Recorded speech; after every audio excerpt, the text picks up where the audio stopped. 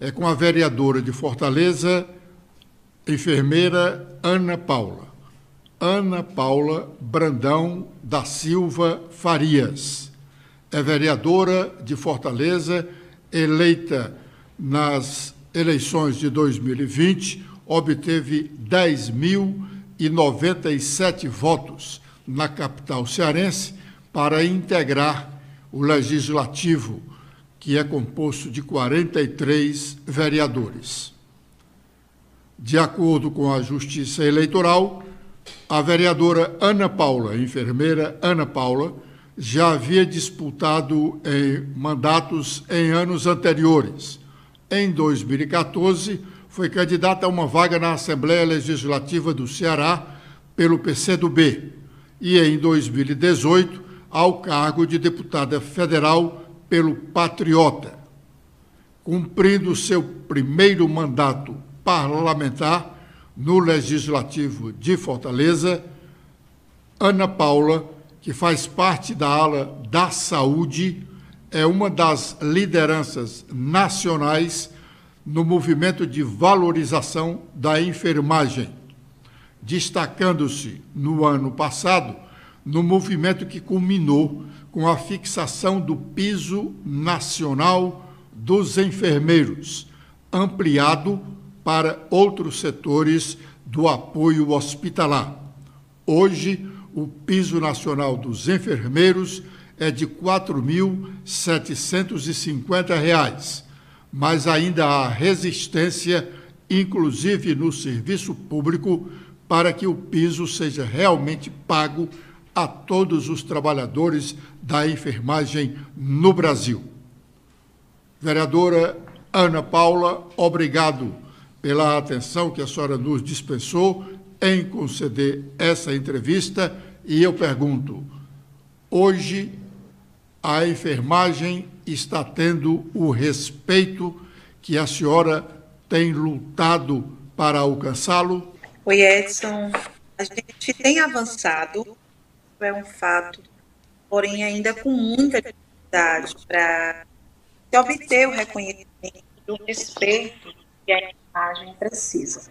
E aí eu posso classificar algumas situações. Nós lutamos desde que a pandemia se iniciou para que a sociedade pudesse reconhecer o trabalho da enfermagem. E quando eu falo sociedade, eu falo de entidades nacionais, internacionais, e o povo como um todo. Conseguimos, né, através desse reconhecimento, a aprovação da lei de piso, lei 14.434, porém, a gente teve, logo após um mês, no ano passado, a judicialização através de um liminar do Supremo Tribunal Federal, que suspendeu os efeitos da lei até que o Congresso Nacional apontasse as fontes de custeio para o pagamento da complementação do piso. Então, nós estamos vivendo um momento hoje de que ganhamos, lutamos e ganhamos a lei do piso, no entanto, ainda não foi concretizada. Então, avançamos no sentido da politização, avançamos no sentido da representação nas casas legislativas, avançamos no sentido da organização partista. No entanto, a gente ainda precisa trilhar um caminho ainda bem árduo em direção ao respeito e à valorização.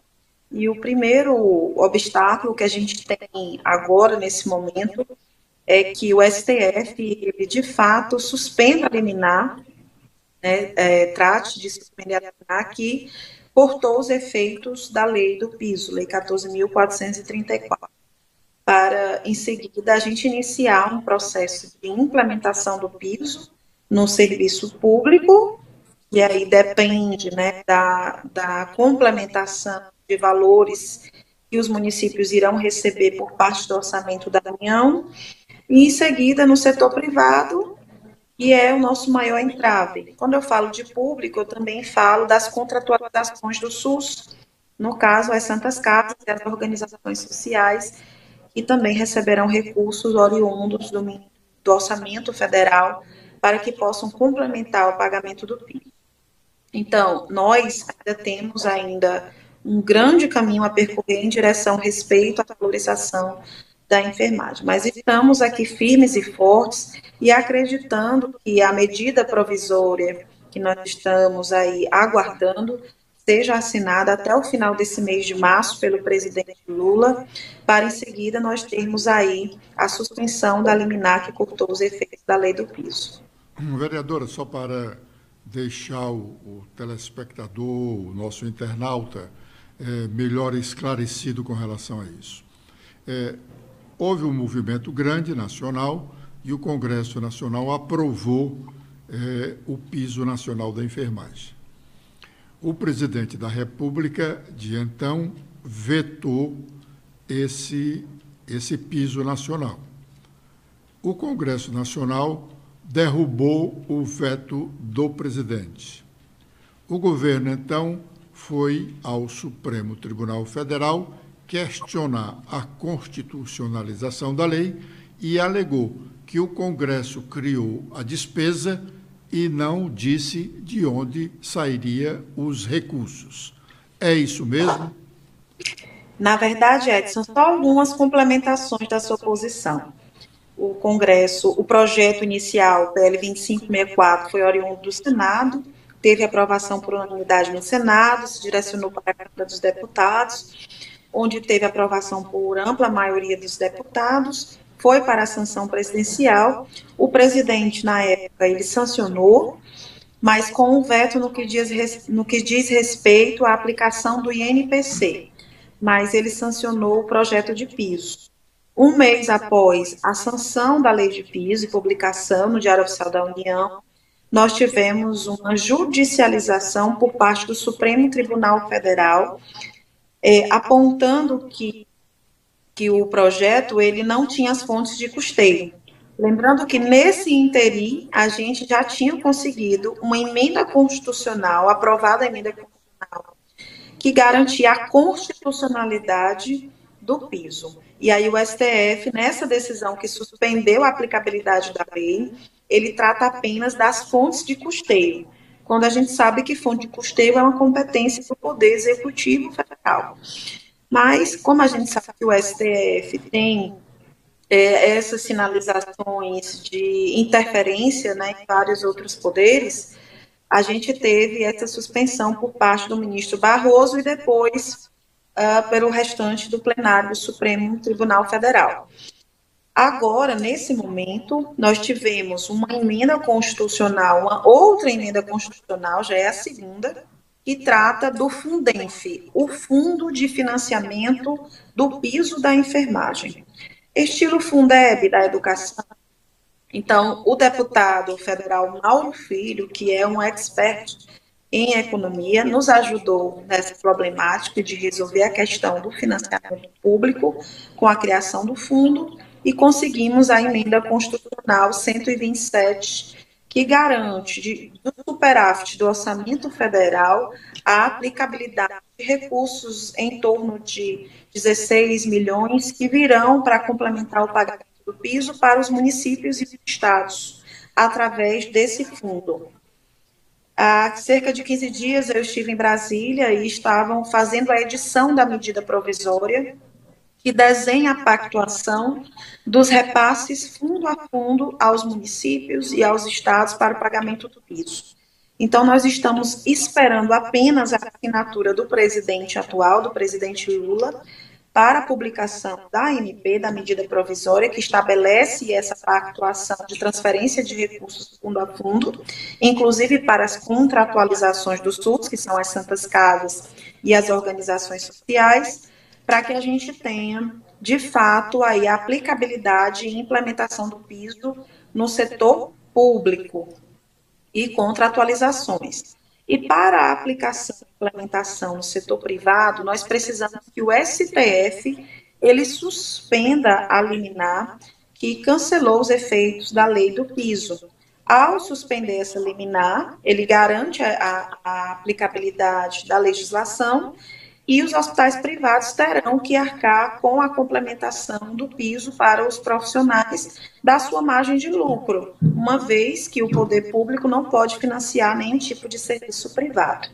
Então, nós estamos hoje nessa fase, acredito que a última fase dessas, mais complicadas, para iniciar um momento que a gente vai chamar do mais desafiador de todos, que é a garantia da implementação da lei do piso. Esse imbróglio aí judicial, há alguma espontaneidade de prefeituras, de hospitais, prefeituras do serviço público, hospitais Sim. relacionados aos privados. Há alguma espontaneidade em algum setor para já aplicar esse piso, não? No público, nós temos uma boa relação com a maioria dos prefeitos, né? Eles têm interesse em aplicar o piso, porém os municípios vivem momentos muito difíceis no que diz respeito ao financiamento da saúde. Então, eles querem aplicar, mas eles precisam desse suporte do financiamento público. É por isso que os movimentos, né, a equipe nacional que fez todo esse trabalho se debruçou muito para que o fundo ele fosse de fato criado e dissesse de onde sairiam os recursos. Então, nós temos uma boa sinalização de gestores públicos para a aplicação do piso. Alguns municípios pequenos, que têm pouquíssimos profissionais, já aplicaram, porque o impacto é menor, mas o município maior tem muitas dificuldades pela quantidade de profissionais na enfermagem. A maior categoria da saúde, né, a que está mais presente dentro do serviço, então tem um impacto financeiro de cunho muito alto, e esse foi um dos principais entraves que nós tivemos durante toda essa luta, que já passa de 20 anos nessa luta para a gente ter a fixação do piso salarial. No setor privado, nós temos uma grande resistência, apesar de sabermos que o setor privado, né, de saúde, ele cresceu muito, inclusive com a pandemia. A gente tem relatos de imprensa, né, jornais e revistas que tratam, inclusive, do enriquecimento dos sócios de empresas grandes, de planos de saúde, mas que, na verdade, não querem, né, tirar da sua margem de lucro os valores necessários para garantir o respeito e a valorização desses profissionais da enfermagem. Para você ter ideia, Edson, hoje, pela convenção coletiva de trabalho, nós temos um técnico de enfermagem trabalhando as horas pela CLT, que são até 44 horas, para ganhar R$ 1.300, né, um salário mínimo.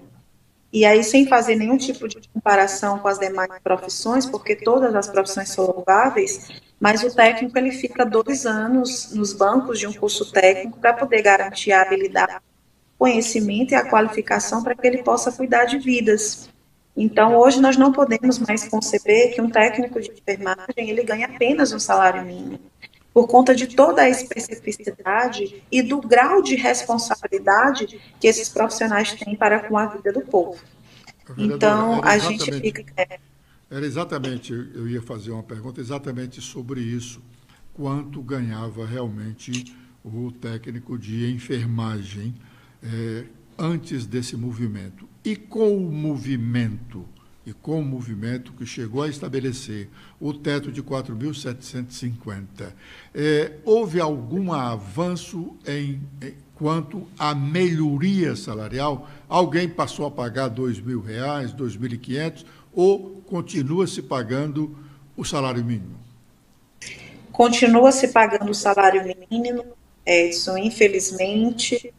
Algumas empresas privadas pequenas, né, como empresas até mesmo de enfermeiras, clínicas de vacinação, a gente já tem aí notícias de que elas organizaram o salário de alguns técnicos, mas um número muito pequeno em comparação ao grande número de profissionais que exercem suas atividades, pelo menos aqui no Ceará, na enfermagem. Nós temos ainda a Maia Grande, né, é a exceção de ter uma ou duas clínicas particulares que estejam garantindo um aumento salarial compatível com a responsabilidade. O outro todo maior são de profissionais que ainda estão ganhando um salário mínimo, como técnicos de enfermagem, e enfermeiros ganhando 2.000, pouco mais de 2 salários, R$2.600, para uma jornada de 40 horas semanais. Vereadora, pergunto à senhora, o que é realmente o serviço prestado pelo pessoal da enfermagem? Excelente pergunta, Edson. Começa trazendo essa disposição no que diz respeito aos níveis de atendimento à saúde. Dentro da atenção primária, que é o primeiro nível e a porta aberta de saúde, a gente tem a enfermagem como carro-chefe de todas as unidades básicas de saúde. Primeiro porque é o enfermeiro que cuida da sala de vacina, juntamente com os técnicos de enfermagem, fazem toda a parte de acolhimento, a demanda espontânea, as consultas com foco nos programas de saúde pública, curativo. Então, a maioria dos procedimentos que existem na atenção primária da saúde são realizados por técnicos de enfermagem e enfermeiros. Estão organizados através de equipes de saúde da família, conforme inclusive portarias do Ministério da Saúde. Na atenção secundária, que são os hospitais municipais, né, sendo se o município tem, né, um hospital municipal, a gente tem, dentro de todo o hospital, a gente tem predominância em números de qualquer instituição hospitalar. Então, se você pensar que um hospital, por exemplo, como o Hospital da Mulher de Fortaleza, se ele tiver 30 médicos trabalhando lá, ele tem 90 enfermeiros e o dobro de técnicos de enfermagem realizando assistência direta ao paciente.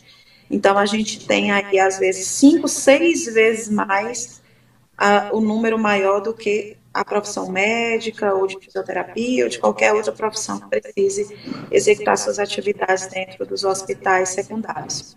E na atenção terciária, que são os hospitais terciários, a gente também tem essa predominância ainda maior, com a presença também de auxiliares de enfermagem, que ainda executam suas atividades dentro desses hospitais terciários. Então, chega a ter aí uma expressão bem maior do que em números, né, em força de trabalho em toda e qualquer instituição. E dentro dos hospitais, a enfermagem é responsável por toda a assistência direta ao paciente, independente do nível de dependência desse paciente.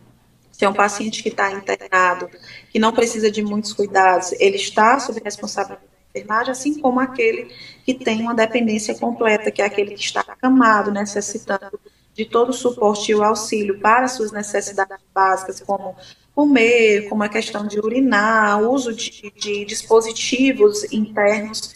Todo esse trabalho é feito e realizado pela enfermagem através dos auxiliares, dos técnicos e dos enfermeiros. Então, é uma categoria imensa, gigante e responsável por toda a assistência, desde o nascimento até o pós-morte da população.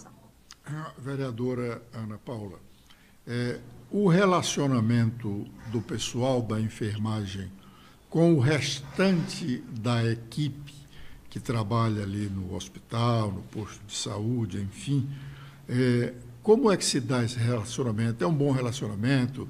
O pessoal da enfermagem é respeitado como ele gostaria de ser? Houve alguma mudança depois desse movimento que o pessoal da enfermagem fez para conseguir a vitória de ter um piso nacional, embora ainda esta vitória não esteja por completa, mas já teve uma vitória significativa, né? Quer dizer, a lei existe, está sendo discutida aqui ainda, agora apenas algumas filigranas. Esse relacionamento era bom antes, é bom hoje, mudou do que era antes para o que é hoje? Nós temos uma relação dentro da equipe multiprofissional de muita parceria, mas eu confesso que após essa grande luta, nós somos reconhecidos como uma profissão que é responsável por iniciar as lutas, né, e estar à frente das lutas para que os demais possam acompanhar, por conta de toda a estrutura de organização e articulação política que nós utilizamos durante esse período de luta e conquista da lei do piso, que apesar de não estar efetivado nos contra-cheques, mas é claro e notório para a sociedade que a enfermagem conseguiu se organizar e obter uma pauta importante de piso. No campo das relações interpessoais, nas equipes multiprofissionais, na atenção básica nós trabalhamos com médicos, com os odontólogos, muitas vezes com a equipe de NASF, que é os núcleos de atenção à saúde da família, com fisioterapeutas, psicólogos, educadores físicos, e nós temos uma excelente relação interpessoal de respeito mútuo dentro dessas relações. Algumas exceções são casos específicos que a gente recebe, mas que acontece em todas as relações interpessoais de algum estranhamento por parte de alguma discussão específica de prerrogativas das categorias. Paulo, constantemente se tem notícia, constantemente, mas não são muitas notícias, constantemente se tem notícias de maltrato a pacientes hospitalizados, notadamente nos espaços públicos. Há diferenciação do trabalho da enfermagem do hospital público para o hospital privado? Não é para acontecer a rotina. No entanto, a gente tem notícias de maus tratos e a gente já faz a orientação para a sociedade que denuncie isso aos órgãos competentes, no caso, os conselhos de enfermagem. Eu sou presidente do Conselho Regional de Enfermagem aqui do Ceará. Então, se ocorrer algum tipo de maus trato na assistência direta à população, ela precisa denunciar o conselho. Se for um profissional enfermeiro, essa denúncia vem através da ouvidoria do COREN, do Conselho Regional de Enfermagem, a qual eu sou presidente. Se for uma denúncia de maus tratos por parte do médico, tem que ser denunciada ao Conselho Regional de Medicina, ao Conselho Regional de Fisioterapia, se for fisioterapeuta, porque os conselhos profissionais, eles são responsáveis por garantir a assistência segura, livre de danos ao paciente, e que trabalham para o povo. Os conselhos regionais de enfermagem, eles têm a sua função e a sua competência bem diferente dos sindicatos. Os sindicatos trabalham para proteger os direitos e os trabalhadores. Os conselhos profissionais trabalham para proteger a população dos maus profissionais, aqueles que descumprem os códigos de éticas e de conduta das profissões, seja ele médico, enfermeiro, fisioterapeuta, todas as profissões regulamentadas, elas têm a exigência de um código de ética a serem cumpridos, e o descumprimento desse código de ética que possa ocasionar dano ao paciente são passíveis de processos éticos e aplicabilidade de pena que vão desde a advertência verbal até a cassação do exercício profissional, dependendo da gravidade do ato que esse profissional cometeu. Vereadora Ana Paula, saindo aqui um pouco desse campo do profissionalismo, da remuneração, indo para o campo da humanidade, em que momento o profissional enfermeiro sente o drama do paciente? Edson, começa ali no atendimento ao pré-natal, por exemplo. A gente já tem uma peregrinação muito grande, enfermeiros obstetras que trabalham na atenção direta, de mulheres que peregrinam para atenção ao parto. Hoje a gente já sente esse drama ao perceber que a assistência à saúde ela encontra-se limitada, sobretudo para o atendimento para a mulher parir, né? Que é um momento que é para ser bonito, é um momento que é para ser único na vida de uma mulher, e muitas vezes acaba sendo um transtorno, e a enfermagem já começa a ver esse drama. Ao passo que acompanha o drama daqueles que realmente necessitam de um suporte de um médico, que não encontra nas unidades básicas de saúde, um atendimento de urgência da rede de atendimento de urgência e emergência que demora de 1 a 2 horas para chegar até a comunidade para um atendimento, e isso pode interferir na vida e morte de um paciente, naquele que precisa do medicamento e não encontra, até aquele que está na fila de espera para uma cirurgia ou na fila de espera para ser atendido dentro de um hospital terciário e que tem grandes dificuldades de acesso a uma cirurgia básica de correção por parte de uma fratura ou uma lesão maior, como é o caso. Então, a enfermagem, ela vive esse drama, esse sofrimento da população, porque, como eu já falei, está presente em mais de 70% de toda a atuação do Sistema Único de Saúde, todas as dificuldades são vividas e vivenciadas pelo enfermeiro. A gente sofre junto com o nosso paciente. Temos esse trato mais humanístico, mais humanizado, mais holístico no trato ao cuidado. E não temos como não ter sentimento de empatia pelos nossos pacientes, porque na maioria das vezes somos nós também que sofremos a deficiência do setor público ao poder possibilitar políticas públicas de acesso à saúde, ou a gente, ou até mesmo um familiar mais próximo. Então, é um drama bem intenso. Vereadora Ana Paula, no Ceará, especialmente, acho que esse modelo também é operacionalizado no país inteiro. Mas no Ceará, o Estado tem optado por contratar médicos, enfermeiros e outros trabalhadores do grupo de saúde através de cooperativas. Tem uma cooperativa aqui denominada de Cooperativa de Trabalho dos Profissionais de Enfermagem e de Saúde do Nordeste do Estado do Ceará. Coopera Nordeste Ceará.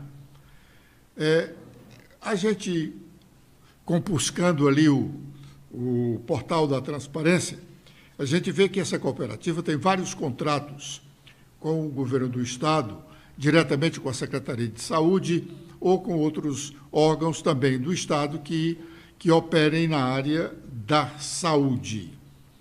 Essas cooperativas, ou esta cooperativa de trabalho dos profissionais de enfermagem e de saúde, ela contrata os serviços com o Estado com o preço que é de 2 salários mínimos para o enfermeiro, um salário mínimo para o técnico, e paga o quê ao contratado? Edson, é um assunto bem complicado, a gente levaria umas 2 horas aqui para a gente explicar essas relações de trabalho. Vamos resumir um pouco para a gente falar em 20 minutos. Bem sucinta com você. Primeiro, dizer que nosso mandato defende o concurso público e precisamos garantir que os gestores públicos tenham a compreensão de que essas relações de trabalho precisam se dar conforme a Constituição. A outra questão é entender qual é a competência das cooperativas, porque eu não sou contra o modelo de cooperativismo. O que nós somos contra é o modelo que tenta terceirizar a mão de obra da enfermagem com cooperativas, deturpando, inclusive, as competências das relações de trabalho, como também as competências das cooperativas. O que tem acontecido nos últimos anos? Tem tido contratos via cooperativa que pagam por hora de trabalho, porque na cooperativa você não é funcionário, você é o dono, um grupo de pessoas que se reúnem para ofertar a sua mão de obra. Tem modelos de cooperativismo que são modelos de sucesso, como a cooperativa de médicos anestesiologistas, cooperativas de médicos neurologistas e tantos outros. Mas na enfermagem, esse modelo está sendo um pouco deturpado. Toda especialidade médica tem uma cooperativa. Eu já vi aqui oftalmologista, traumatologista, todos. Isso. E são modelos importantes, para a mão de obra, oferta da mão de obra desses profissionais, que não desrespeitam a questão da valorização salarial. Mas na enfermagem, a gente tem tido um comportamento um pouco diferenciado. A hora trabalhada tem sido cada vez mais baixa. Isso fazendo com que a desvalorização desse profissional da enfermagem ele se torne ainda mais evidente. Então, o modelo de cooperativismo real, aquele que está disposto no meio de cooperativismo, ele é muito importante para que a pessoa tenha acesso ao mercado de trabalho, à oferta da sua mão de obra. No entanto, esse modelo que está se aplicando aqui no estado do Ceará, de permanência da relação de trabalho através de cooperativas, quando deveria ser a exceção dentro dos serviços, e hoje é a maioria, é um modelo deturbado, estranho, alheio à nossa realidade de cooperativismo. Então, a gente tem, inclusive, aí a possibilidade de ter aí um recuo do concurso da FunSaúde. Essa semana eu fui procurada aqui no gabinete sobre a possibilidade da contratação de uma cooperativa em substituição à mão de obra do concurso da FunSaúde. E a minha resposta ela foi muito clara, que o concurso da FunSaúde existe e a nossa luta é para que o serviço público ele seja o melhor possível. E para ser o melhor possível, garantir a melhor assistência, a gente precisa do profissional concursado com vínculos de trabalho sérios e jurídicos, para que ele se sinta ali responsável e parte de todo aquele processo de trabalho. Então, hoje é esse modelo que nós temos aqui, Edson, que traz o trabalho, né, a força de trabalho remunerada através de horas trabalhadas e não de salários, através de produção e não da fixação de um piso. No entanto, a partir do momento que a gente conseguiu o piso, as redes que fazem as contratualizações com as cooperativas, elas são obrigadas a aditivar os contratos conforme lei do piso, porque é uma das cláusulas, um dos artigos da lei do cooperativismo. A cooperativa paga a hora trabalhada e se a categoria que ela faz o contrato da mão de obra tiver piso salarial, a hora trabalhada precisa ser equivalente ao valor do piso, calculada em cima do valor do piso daquela categoria. Então, nós estamos correndo muito para que esses contratos sejam também aditivados a partir do momento que nós tivermos o piso nos contra-cheques. Vereadora, será que eu estaria equivocado se dissesse que é o próprio enfermeiro, é o próprio pessoal da enfermagem que avilta o trabalho da enfermagem quando uma cooperativa decide levar trabalhadores, tem mão de obra suficiente para vender o trabalho por um preço menor do que o que a própria categoria almeja? É uma questão social, né, da nossa categoria. Com o grande número de faculdades ofertando o curso, nós tivemos um grande número de profissionais no mercado. Isso fez com que a nossa a oferta de vagas, que são muitas, elas sofresse aí a desvalorização do trabalho. Então, quando no mercado não se encontra um profissional que não se submeta àquele valor, pelo fato de ter uma grande quantidade de profissionais no mercado, sempre encontrarão aqueles que irão se submeter a valores abaixo do que nós precisamos ganhar. Então, é um assunto de mercado de trabalho que se entrelaça também com a questão da formação profissional. Você vê isso na questão dos médicos, né? As pessoas sempre usam o exemplo dos médicos para dizer que os médicos ganham bem, mas a gente não tem dentro da categoria médica esse grande número de profissionais e, consequentemente, uma dificuldade maior de contratação. Isso faz com que os salários sejam maiores para que o médico ele se submeta.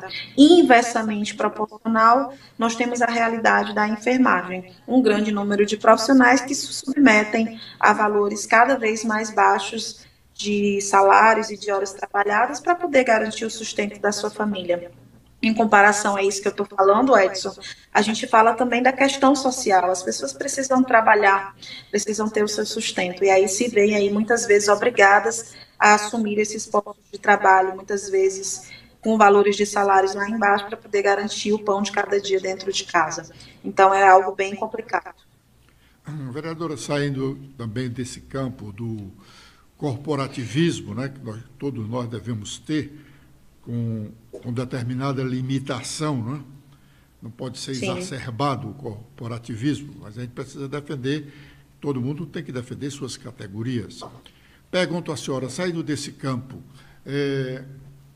como é que a senhora, como legisladora, vê o atendimento da saúde pública no Ceará?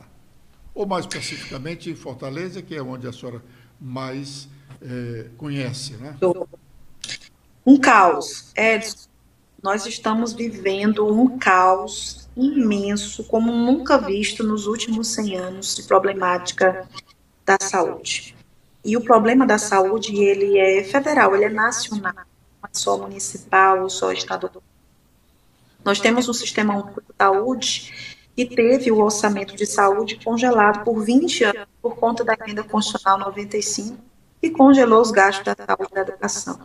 Então, nós estamos vivendo com o mesmo orçamento de 2017, sendo que nós tivemos um agravante, a crise da pandemia da Covid-19. Então, nós tivemos que, né, o povo, a sociedade teve que usar muitos recursos para combater a pandemia, e hoje nós estamos vivendo pós-pandemia, com efeitos da emenda constitucional 95 e com efeitos de produtos que foram comprados no mercado com valor triplicado, de máscara, de insumos e coisas que ainda estão muito altas, inclusive por conta da crise econômica que reflete diretamente nesses orçamentos. O que nós estamos vendo é que o Sistema Único de Saúde não tem financiamento. E quando não se tem financiamento, não tem condição de dar suporte à população vulnerável que precisa dos atendimentos de saúde pública do SUS.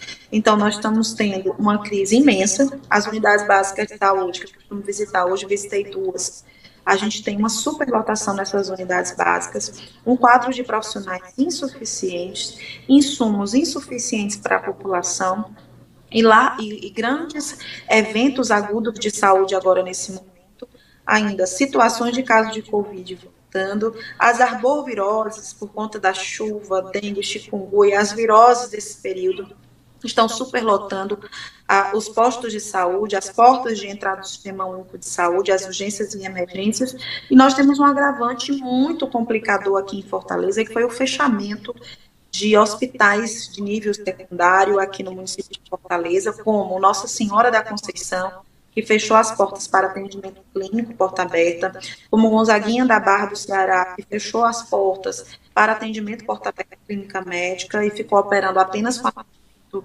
na hora da obstetrícia. Isso fez com que toda aquela população ela fosse procurar um outro hospital porta aberta. Nós temos os 2 equipamentos de Messejana fechados, o Frotinha de Messejana e o Gonzaguinha de Messejana fechados por tempo indeterminado. Então, nós já temos essa demanda também de Messejana procurando ou os postos de saúde da região, ou as UPAs, ou os hospitais de porta aberta a nível terciário. Então, o que nós temos hoje, aonde quer que você vá, é um quadro de guerra, de caos na saúde pública, e esse caos não será resolvido com política pública imediatista. Precisa ser resolvido com planejamento de gestão, com se debruçar, com deixar de lado as picuinhas do ponto de vista político e começar a pensar naquele que realmente precisa da saúde pública, que é o povo mais vulnerável, é aquele que frequenta a unidade básica de saúde e as portas abertas do Sistema Único de Saúde. Vereadora Ana Paula, todo brasileiro reclama da falta ou da escassez de recursos para o Sistema Único de Saúde, que é realmente a solução para a grande maioria da população brasileira.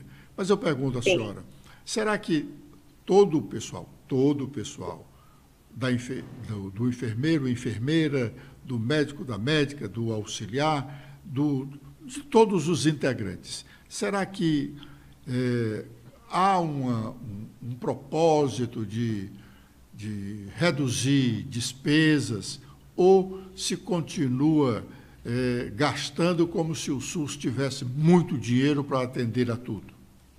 Eu faço essa pergunta, doutora, pelo seguinte, porque é comum a gente ouvir falar da quantidade excessiva de exames que se faz hoje, exames laboratoriais, exames de imagem. É comum se dizer assim, o cara chega lá num consultório qualquer, antes mesmo de sentar, o médico já está com a lista ali de pedido de exames laboratoriais, exames de imagens que são caríssimos. Nós não temos mais aqueles médicos generalistas que conversavam meia hora com o paciente, apalpava o paciente da cabeça aos pés e já medicava ali. Será que isso também não contribui para esse caos que nós temos na saúde? Sim, com certeza. O modelo hoje medicamentoso, a medicina, solicitações de exame de maneira equivocada, contribui para que a gente tenha escassez econômica nesse sentido. E a prioridade da promoção e prevenção aos agravos da saúde, que é o que a gente precisa ter dentro da atenção primária. Então, esse modelo de medicamento, de exame, é um modelo que particularmente não sou não sou adepta, porque eu acho que a gente ganha muito mais espaço, indicador, economia de custos com a saúde se a gente investir na atenção primária através da promoção e da prevenção dos eventos agudos. E eu falei isso hoje, inclusive, no pronunciamento meu aqui na Câmara, quando a gente não tem a promoção e a prevenção de um paciente já diagnosticado com diabetes mellitus, essa doença ela vai se agravar e, consequentemente, esse paciente pode desenvolver um pé diabético e, consequentemente, poderá ser internado de 15 a 20 dias dentro de uma unidade hospitalar, fazendo com que a gente depreenda muito mais recursos do que seria necessário se a gente tivesse intervido ali na atenção primária à saúde. Então, é isso que acontece, há sim excessos desse ponto de vista dessa estratégia de medicina com base no medicamento, sem priorizar a prevenção e a promoção à saúde, solicitações de exames, sem priorizar a atenção básica. Vereadora Ana Paula, eu espero que os telespectadores, os internautas, tenham gostado desta entrevista como eu gostei de entrevistá-la. Muito obrigado pela atenção que a senhora nos dispensou. Sucesso na sua empreitada. Obrigado. Eu que agradeço, Edson. Um grande abraço a todos e bom trabalho.